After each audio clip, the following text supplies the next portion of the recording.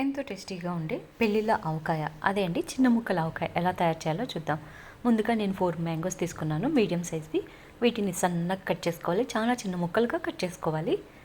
Cut చేసినవన్నీ ఒక డబ్బాలో పోసుకోవాలి. దీంట్లో ముందుగా ఆవాలు మెంతులు వేపుకొని పౌడర్ చేసి పెట్టుకున్నాను, అది ఒక 2 స్పూన్స్ యాడ్ చేస్తున్నాను.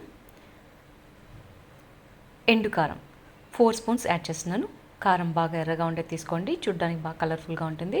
స్పైసీగా రెడ్గా ఉండేది అయితే బాగుంటుంది చూడడానికి. ఒక 4 స్పూన్స్ కారం, ఇంకా 4 స్పూన్ల ఉప్పు యాడ్ చేస్తున్నాను.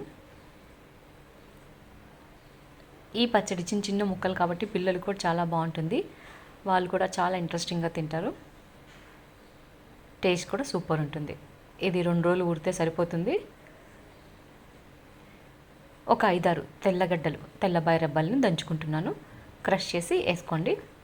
ఇలా మెత్తగా పేస్ట్ చేసి వేసుకుంటే బాగా పడుతుంది, స్మెల్ అంతా బాగుంటుంది. అట్లాగే తెల్లబాయి రెబ్బలు వేసేస్తే అంత టేస్ట్ రాదు. ఇలా దంచుకొని వేపుకోవడం వల్ల మంచి సువాసన వస్తుంది. పసుపు, కొంచెం పసుపు యాడ్ చేసుకోండి. కొంచెం ఆయిల్, సరిపడంత ఆయిల్. నేను గ్రౌండ్నట్ ఆయిల్ యూస్ చేస్తున్నాను.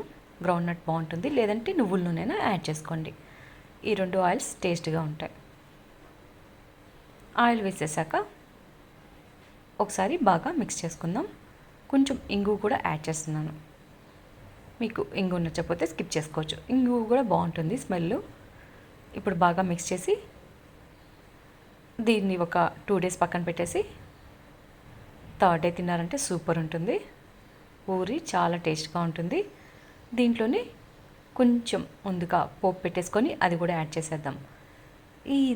ఈ పచ్చడి కనుక అన్నంలో తిన్నామంటే ఇంకేం వద్దురా, అన్నంలోకి ఇదే బాగుంటుంది అన్నంత సూపర్ ఉంటుంది. ఒకసారి ట్రై చేయండి, ఎలా కుదిరిందో కామెంట్ చేయండి. చేసుకోవడం చాలా సింపుల్.